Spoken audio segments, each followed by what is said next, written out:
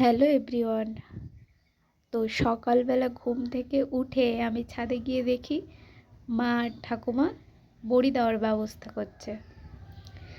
এইদিকে এই যে সাদা কাপড় পাতা হয়েছে, এর উপরেই দেওয়া হবে, ছোট ছোট করে বড়ি দেওয়া হবে।